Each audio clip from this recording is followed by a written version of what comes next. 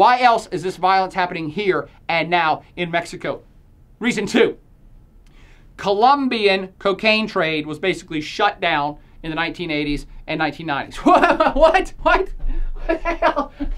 There's no Colombia on this map. How did I get from Mexico to Colombia?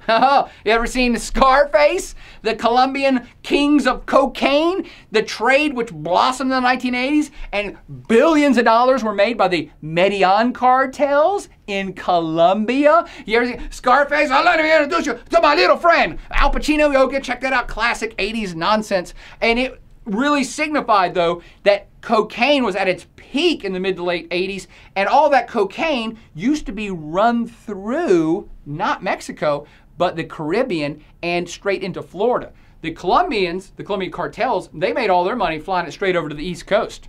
And they made billions and became ultra powerful. In fact, there are many comparisons to be made between the Colombian cartels of the 80s and these Mexican cartels here in the 2000s.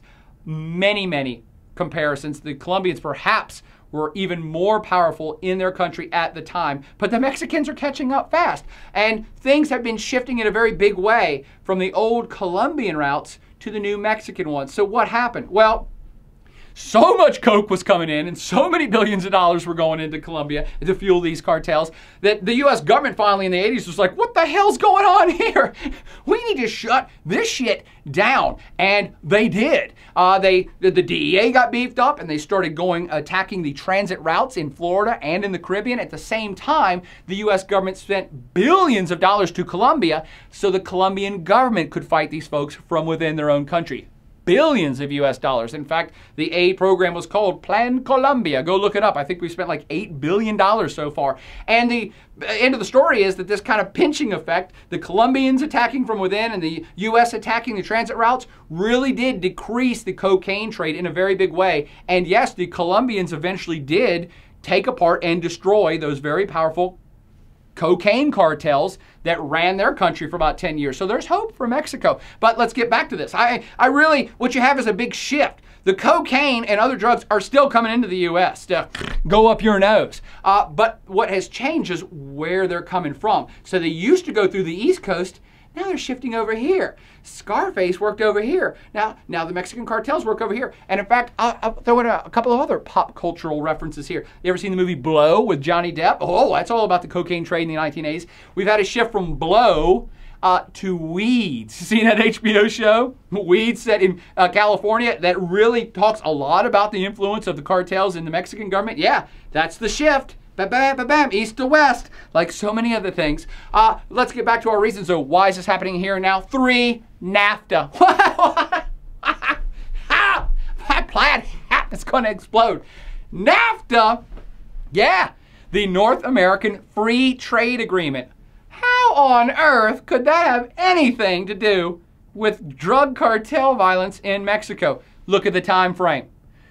The Colombian drug trade was shut down in the late 80s and early 90s. NAFTA took effect in the early 90s, basically in the same time zone.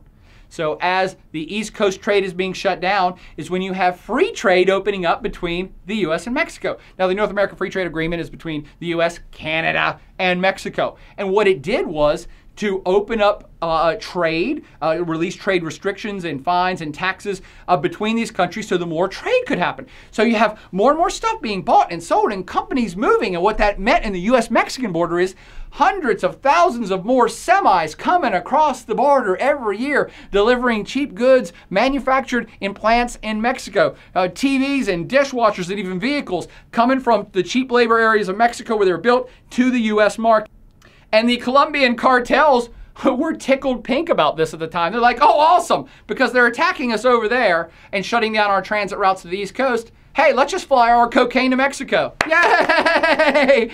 And put it on a semi. Hell, have a bunch of fake TVs that are all just packed full of cocaine. Yeah. Hey, remember that part in Traffic? I remember a part in Traffic where they molded cocaine to make it look like ceramic dolls and stuff. Oh, see? That happens a lot because the Colombians and now the Mexican cartels, they know that the U.S. Border Patrol, they can't check every damn semi that comes across the border. You're talking about hundreds of thousands of vehicles every day.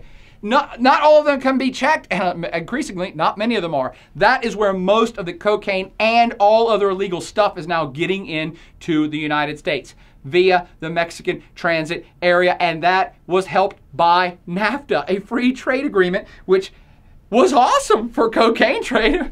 Yeah, cartels say, we love free trade. We're all for it because we don't get taxed anyway. You just helped us facilitate the movement of our goods into your country. Now let's end with the fourth reason why this violence is escalating right here, right now in Mexico 2010. And this is going to make you think critically about your own country now. We can blame a lot of this other stuff on Mexico, maybe Colombia and the cartels and drug people and greasy crime types. But the number 4 reason this is happening here and now is because the United States is the largest drug consumer on planet Earth.